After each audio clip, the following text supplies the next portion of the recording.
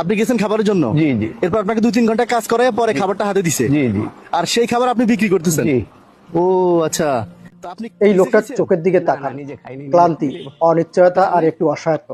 উনি বলেছেন টাকার অভাবে খেতে পারেননি কান্না করতেছেন ঠিকমতো। কেন? আমি তো ঢাকায় আপনাকে বেশি এসেছেন দিছি। কাজের জন্য, হ্যাঁ? কিন্তু জায়গা আপনি নেই, খুশি হওয়ার কথা না? টাকা নেই, পরিচিত কেউ নেই। এই শহরটা কতটা কঠিন হতে পারে একজনের জন্য, বিশেষ করে এই বয়সে। আসসালামু আলাইকুম। এই দৃশ্য দেখলে মন খারাপ হয়ে কি যায়। খাবার দিতেছেন? বিক্রি করতে যাচ্ছিল? জি জি। আপনি কিনবেন না? উনি এই মাত্র বলে খায় আসছে। ও আচ্ছা, উনি খাইয়ে আসছে? জি জি। তো বিক্রি করবেন আমি কেন? অনেকক্ষণ চেষ্টা করতেছি, মানে আরো কয়েকজনকে ইয়ে করছি, কিন্তু সবাই বলতেছে যে আমরা এখন খায় আসছি। মানে আপনি খাবার কেন বিক্রি করতেছেন? খাবার মানে- বিক্রি করতেছি এই কারণে যে আমার এই খাবার এখন না খাইলেও চলবে। আমি একটু বিস্কিট টিস্কিট রুটি টুটি খাই আমি চলতে পারবো, বাট এইখানে 100 টাকা বা 150 টাকা হইলে আমার একটু সুবিধা হবে, এই কারণে। মানে এটা কিনে আনছেন আপনি? না না কিনে আনি নাই, তাহলে? আমি একটা হোটেলে কাজ করছি। কতক্ষণ হোটেলে কাজ করছি বলতে, ওনাকে আমি গিয়েছিলাম যে একটা খাবার দেওয়ার লেগে, যে ভাই আমি তো 3-4 দিন এসে ঢাকা আসছি, হ্যাঁ। আমার টাকার জায়গা নেই, আমার খাবার ব্যবস্থা নেই, আমাকে একটু খাবার দিবেন। আচ্ছা। পরে খাবার তো এমনি দেওয়া যাবে না, পরে ম্যানেজার বললো যে আপনি 1-2 ঘন্টা আমার এখানে কাজ করেন, আমি আপনাকে কিছু খাবার দেবো।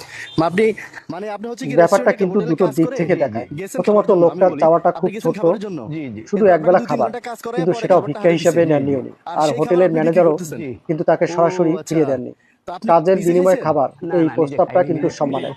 আপনি খান নাই? লোকটা কাজ করে খাবার নিয়েছেন, ভিক্ষা আপনি নয়। ঢাকায় এই আসছেন সম্মান কবে? কথাটা এখনো 3 দিন। খুব গুরুত্বপূর্ণ। ঢাকায় 3 দিন। তিনি ইজ্জতের সাথে পেট পুড়েছেন। একটু আগে 10 টাকা দিয়ে একটা ইয়া খাইছি, একটা কেক খেয়েছি, কেক পিস। 10 টাকা দিয়ে কেক খাইয়া? জি, জি। খাবার নিয়ে ঘুরেন, খিদে আছে কিন্তু খাচ্ছেন না টাকার জন্য। জি জি ঢাকায় আসছেন চাকরির জন্য?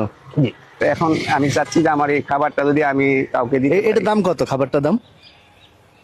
খাবারটার দাম আমি 100 টাকা চাচ্ছি। তো এই খাবার বিক্রি করে আপনি কি করবেন? ওই টাকা দিয়ে কি করবেন? এই খাবারটা বিক্রি করলে আরো 2-3 দিন আমি এখানে ওয়েট করতে পারবো।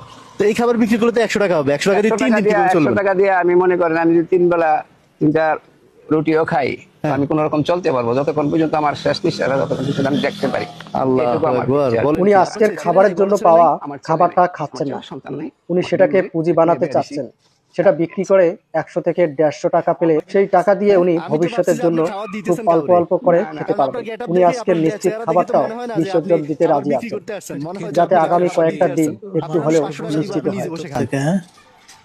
আসেন, আপনার 500 টাকা দিব এই খাবারের জন্য, 100 টাকা জায়গায় আপনি তাও বসে এখানে খান। আপনি নিজে খিদে নিয়ে খাবার বিক্রি করতে আসছেন, এটা কথা হলো একটা? আপনি কি খাইছেন আজকে সারাদিন? কি করবো, উপায় নেই। আমি ওই বললাম না 10 টাকার একটা কেক খাইছি, 10 টাকার একটা কেক, পিস কেক আছে না, পিস কেক একটা খাইছি, খাই 1 গ্লাস পানি খাইছি পুকুর পাতে ওই পাশে।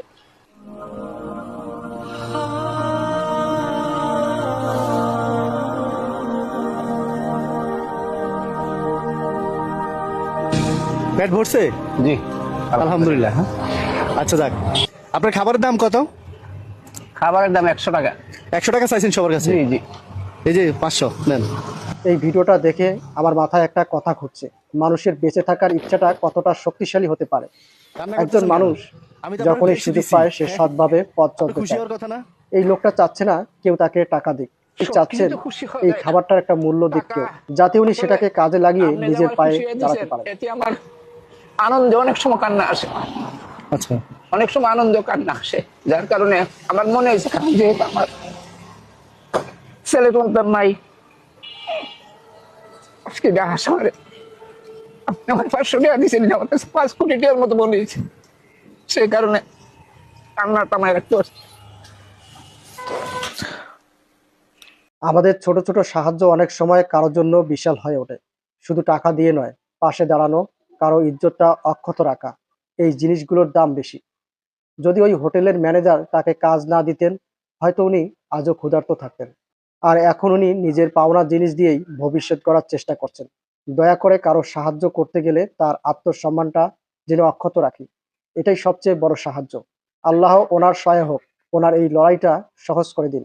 পাশে দাঁড়াতে চাই, আমার সাথে যোগাযোগ করবে। জি, জি। আমি হয়ে আপনার সাথে দরকার হয় আপনার ব্রাহ্মণবাড়িয়া যাই, আপনার ব্যবসা উদ্বোধন করে আসবো, দেখে আসবো, ঠিক আছে?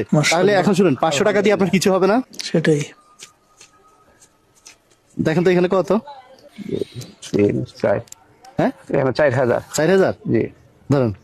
5000, 1, 2, 3, 4, 5000। এই 5000 টাকা দিয়ে আপাতত আপনি চলে যাবেন আজকে ব্রাহ্মণবাড়িয়া। আচ্ছা এরপরে আপনার নাম্বার নিলাম আমি, জি আপনার সাথে আমি যোগাযোগ করতেছি। আমার সাথে যদি কেউ ওনার ব্যবসায় শরীক হতে চান, রমজান মাস উপলক্ষে আপনাদের তো অনেকে জাকাতের টাকা থাকে, উনি একদম অসহায় একজন মানুষ।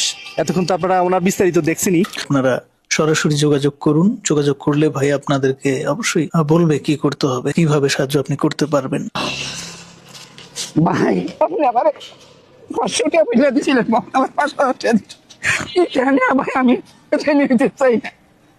আমি ভাই আল্লাহর কাছে দোয়া করি, আল্লাহ যে আপনাদেরকে আল্লাহ দীর্ঘায়ু দান করে। আল্লাহ যারা আমার এই বিষয়ে সহযোগিতা করে সবার জন্য আমার দোয়া থাকবে। আমি সবসময় 5 ওয়াক্ত নামাজ পড়ি, তাজ্জুদ করি, আপনাদের জন্য আমি দোয়া করব। আর বিশেষ করে আপনার ঋণ আমি কোন শোধ করতে পারবো না। আমার এই 5,000 টাকা না, আমার 5 কোটি টাকা হয়েছে।